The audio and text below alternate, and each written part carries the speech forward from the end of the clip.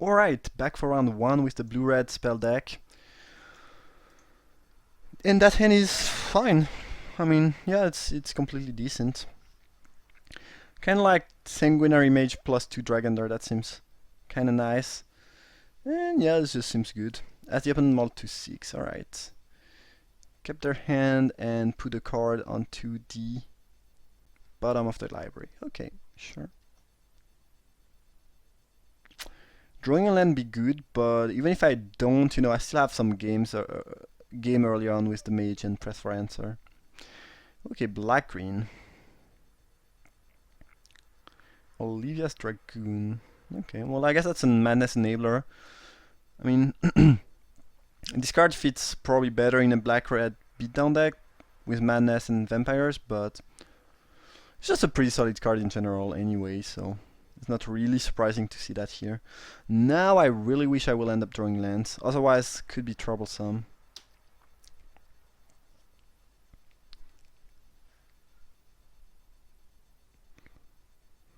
Should I block if the opponent's attack?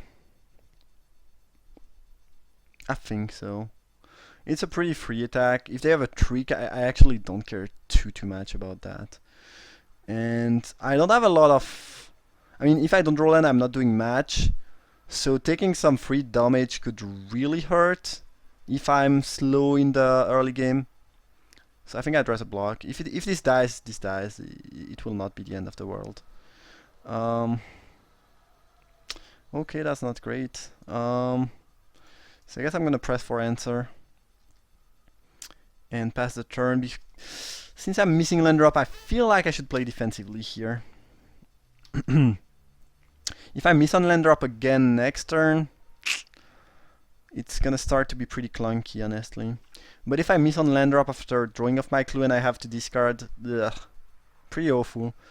I don't think that 2-land mage answer, press for answer, is a mulligan on the draw. So, if I happen to never draw a 3rd land, it'd be what it'd be.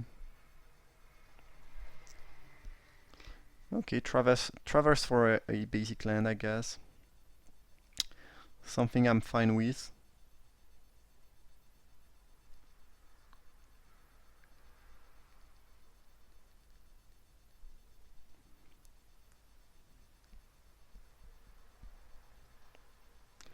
Ooh, islands. So this is some sort of Sultai deck. I kind of want to sack that to try drawing a land, but if I miss, it's just so awkward that I'd rather cast the Thermo Alchemist. And I guess pass the turn. I don't really want to attack into those mana open, and they have 2 attackers, so I kind of want to keep 2 blockers in the back. Good news is that if I ever draw a 3rd land, then I can chain my Dragonder together, and that will provide me with some more cards, and I will be more likely to draw lands and all that good stuff basically. Okay, finally. Good news.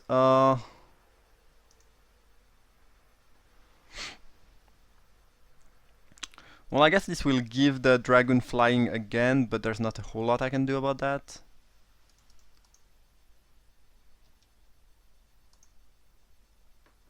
I mean, the other play is bouncing that, but then they can attack with a 3/3 and I take 3, so it's not like better. Well, that thing is decent, I guess. Now I guess I can afford to attack with the mage, because this will have flying pretty much. Also, they have this is a 2/4. They cannot do much about that attack for just one forest. Okay, well, I'm back in this game. Hopefully, I will draw more lands, but things are working out.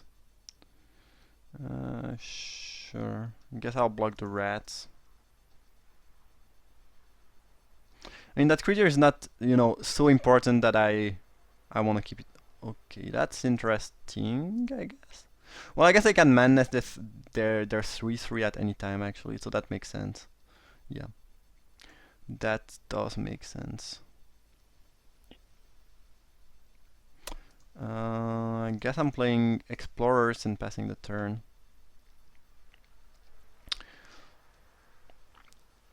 The longer the game goes, the better it's for me, because I have the Alchemist, I have some clues, I have some card advantage, I have Spreading Flame, so my plan is just to play defensively and, you know,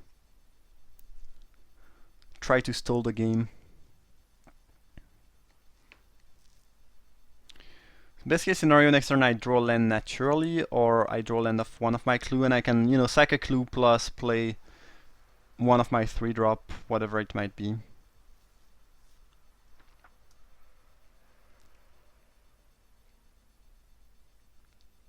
That card is very sweet. My opponent is missing land drops too, apparently. They don't really have any good attack here. Another vampire, okay, okay. Slightly annoying, but clearly beatable.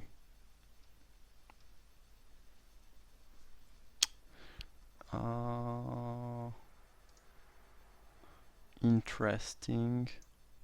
I guess I have +1/+1 for 1 mana, but eventually, you know, I cannot just stand there and not block. And if they have that, they just kill one of my creature. And they had nothing. I'm not sure that you want to trade your 3/3 for a 1/3, but okay. I thought they would have the put a clue and +X/+X number of clue, but they did not.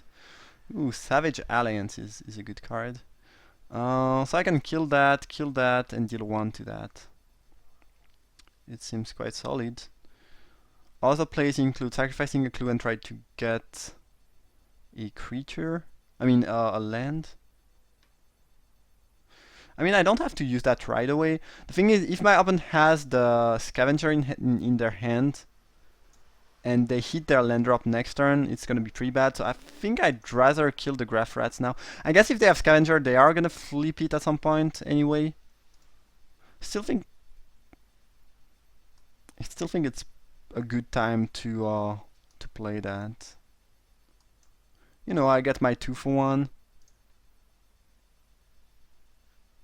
And apparently the opponent doesn't have a trick, otherwise they would have used it. So it feels rather safe. And, you know, I'm getting damage. Kind of want to hit my land drop, but you know, it's not that important right now, I think. And I can beat down with the Explorers, which, you know, doesn't matter. I mean, I'm slowly but surely I'm dealing damage, that's for sure.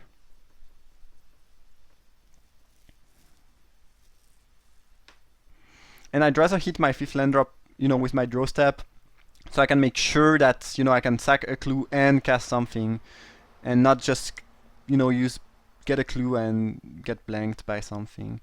That's pretty good, but Dragonder is a decent answer. I'm gonna take 4 in the process, but I can live with that.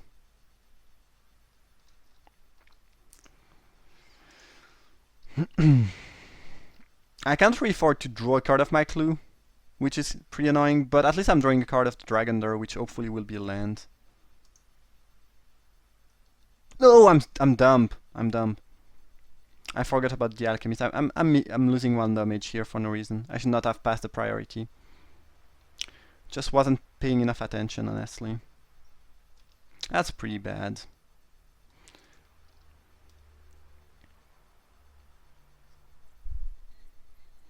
And I'm still missing lands. That's crazy. Like there was 4 land on the top 17 card of my deck? Come on. And now my opponent drew their land, so, you know, bad things could happen rather fast. And I missed 1 damage, which could matter in the end. So I'm not sure how I feel about that game. Drawing the land last turn would have been pretty good. And quite important. That thing is good. So I can be forced to block if they... Yeah. I guess I can tap that at any point. So I will not have to block with it, but it can, if they drop a land and attack, it can eat my explorers, which is pretty bad. Please, come on! I'm playing lands in this deck. That's dumb. Okay, finally. Good lord. So the best move, if they actually happen to have the land, is to play the Bloodmad Vampire, so I can double block and get rid of the thing. If I play any other card, that thing is just gonna eat 2 of my cards for free. So for that reason, it feels to me that Vampire is the play I have to make. And you know, if they just want to attack without using the ability, or if they don't have land, I can just make the trade happen here.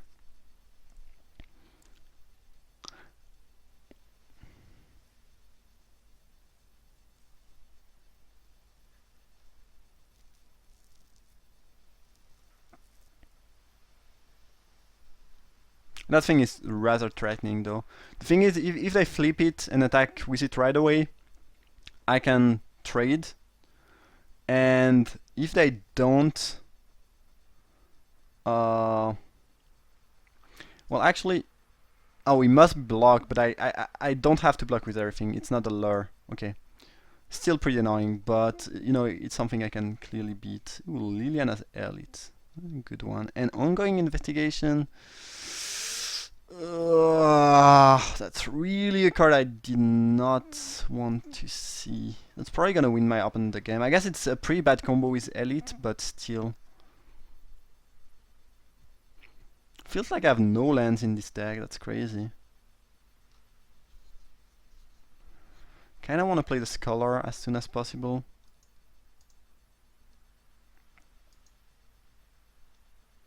Because it enables the greetings. Come on! Really? 5 land out of 21 cards? That's stupid. That's really stupid.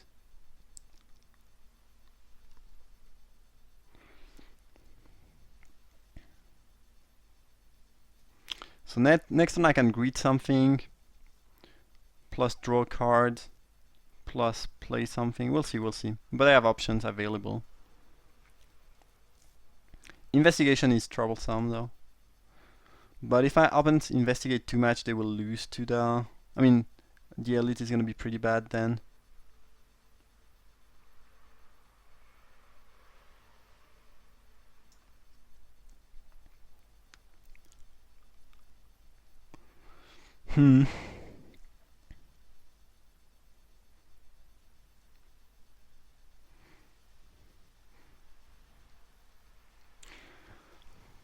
Okay, so they have the land.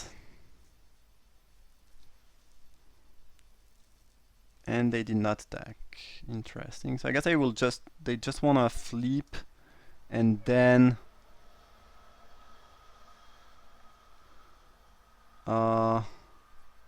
sure, I can keep 2 mana available, so if they try to flip, I kill that in response with my greetings. Seems like a fairly solid option. And I guess I'm gonna play a cultist. Cannot play the werewolf, and it would be pretty bad anyway, because I don't have triple red. Yeah, I guess I'm playing cultist. And passing the turn. And if they try to flip the Tangle Claw, I kill it in response with my sweet greeting.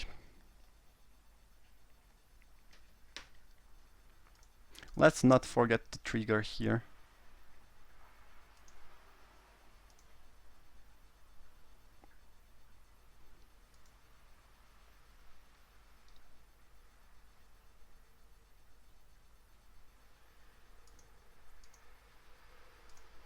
Alright. Worked out fine. Ongoing investigation is still I mean, without the investigation, my opponent will be out of the game. Just straight up out of the game, because I would just bury them in card advantage super, super badly. Because I haven't been drawing many lands, so... I mean, many lands, so I have more spells. Also, I drew some cards. And, you know, this will provide me with card advantage, but... Now... that they have this, they might be able to come back in the game. Still, they're at 5, they don't really have any pressure, so it's not looking awful, but it's not looking great either. And they kind of have a bit of a non-bow here. But I guess if they attack with the elite, I will have to... I cannot really afford to take 5, so I will have to block with this and the cultist. Or I guess I could take 5 and then beat down with everything.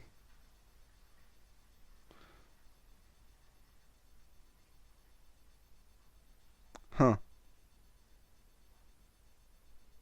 I think I'm fine double blocking though. Sure, it makes them free to use the investigation, but don't really want to take 5. Even though they have the investigation, I still feel like I have a card advantage. And if they ever tap out of green, I can kill them with Spreading Flames. I think they are likely to die next turn, most likely. Unless they double investigate, or they do nothing and keep that available, which put them up to 9. I guess this is 8. No, actually they are dead even if they investigate twice. The Witch, sure. Even though I missed the damage, my opponent is still pretty dead here.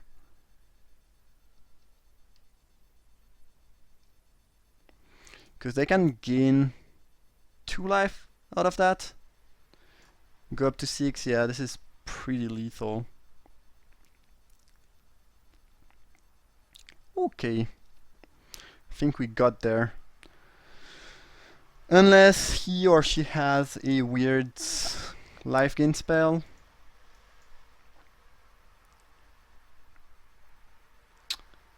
So I guess they are using the investigation now, which is completely fine with me. Even with another land to activate that twice, they would die, so it's fine with me. Okay. Oh, it's only creature. Never mind. Well, I still have lethal by killing all the creatures, though. But yeah, I guess if they have a punch spell, it's pretty bad.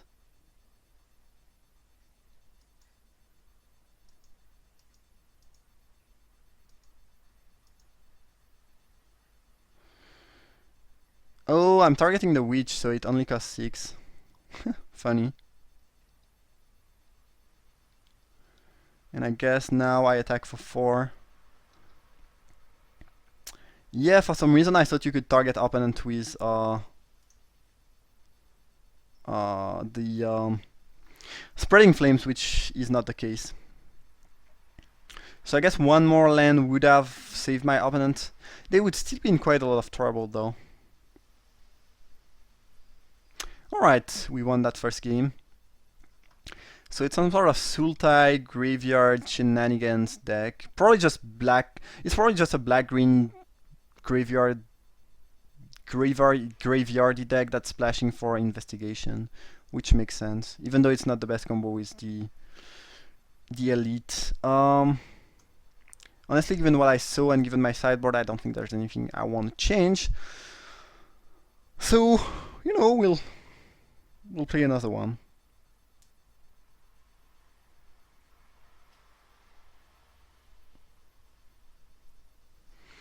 Yeah, things worked out fairly well here. I mean, I was kind of slowed down by my my draw.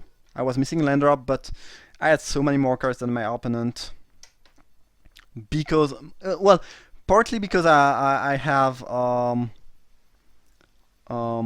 partly because I was, you know, not drawing lands, but also because I was getting a bit of card advantage at some points. So,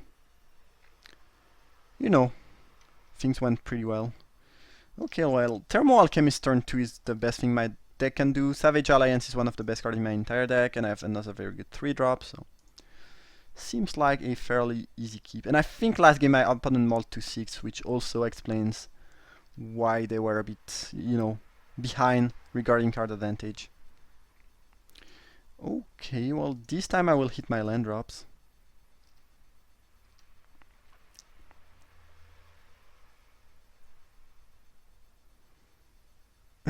Okay, Dragoons. No problem. Ooh, Droneyard Explorers is a very nice card to draw when you have a, you know, just a bunch of mana and you are, you know, it's just looking pretty good here. Not sure how many damage this thing has dealt last game, probably around 10. And it also blocked 4 or 6 damage, something like that. It's been really good. It's been really good. The fact that these are, if this would have 2 toughness, this would be much worse because it would only deal damage and not really be able to do anything else. But the fact that it can block most, I mean, any 2 power creature is just quite great. Nothing from the opponent. Okay. I guess I'll attack with my cultist. Like, it's a trade I'm happy to make. If they have a trick they want to use, I'm happy to. All in all, I'm happy with whatever outcome. If they take 2, I'm happy too. Yeah, I mean, I'm pretty happy no matter what. Okay, sure.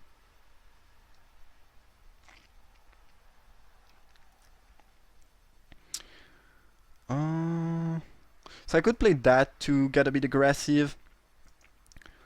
I guess actually Maniac is the best play.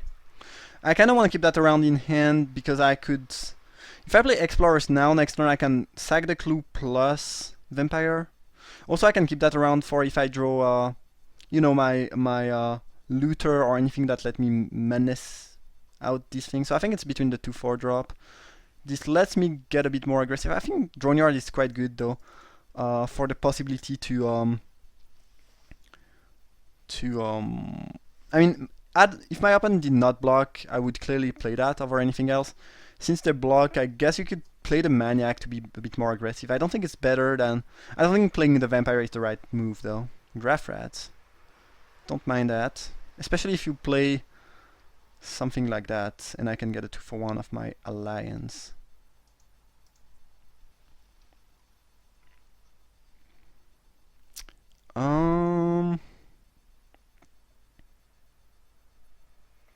Yeah, I'm gonna get my 2/1. That card is just so great.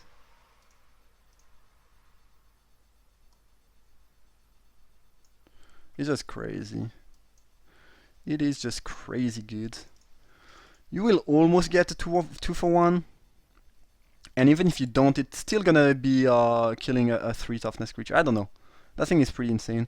And giving trample to your team might not be super relevant all the time, but sometimes it's also gonna win you the game. Just, I don't know, that thing is just great. I like that card a lot. Very sweet, very sweet. So hopefully they don't have the Midnight Scavengers. It's a Noose Constrictor instead. Sure. The Noose Constrictor doesn't block the Explorers very well. Like if they want to discard 2 cards to kill my Explorers, be my guest. Really be my guest. If they want to discard 1 card to not take 2 damage, be my guest. All in all, pretty happy about any outcome. I'm gonna play the Snapper first. This way, if I ever draw a non-creature spell, I can beat down. And this Alchemist, jeez, just burning people out.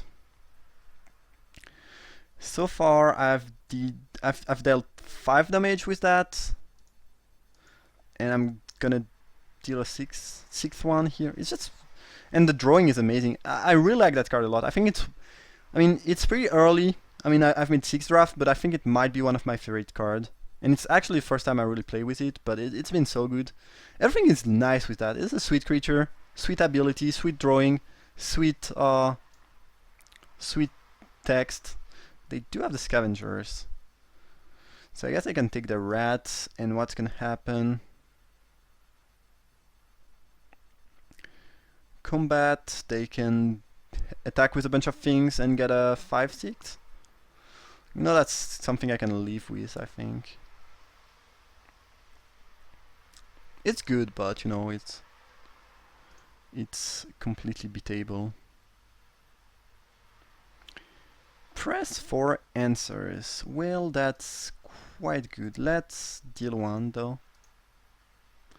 Let's not miss the trigger that time.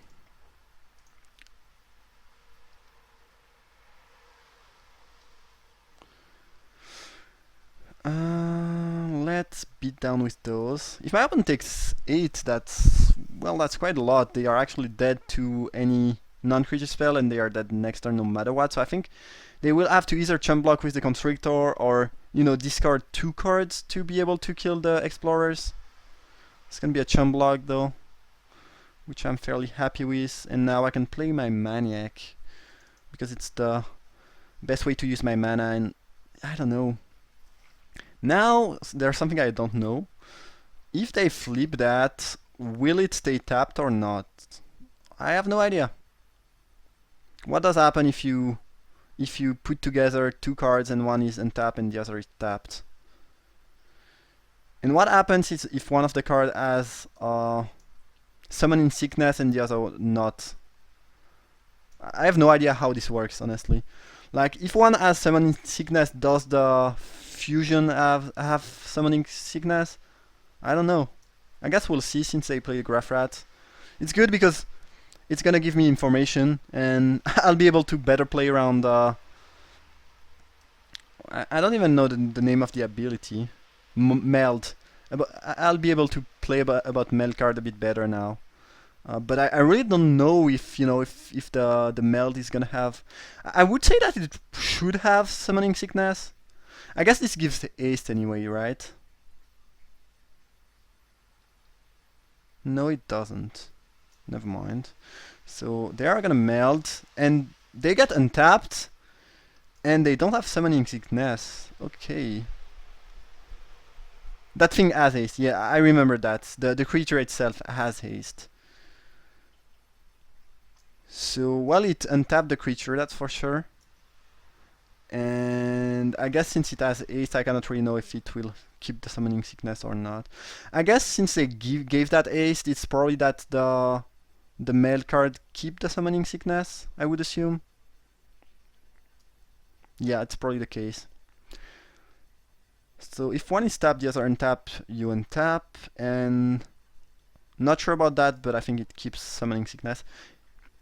I think I could just easily, you know, open Google, type Melds rule, MTG, something like that, and just have all the answers, but I'll probably do that at some point. But I guess this first interaction with Meld already gave me a decent amount of information, as Yepon just conceded.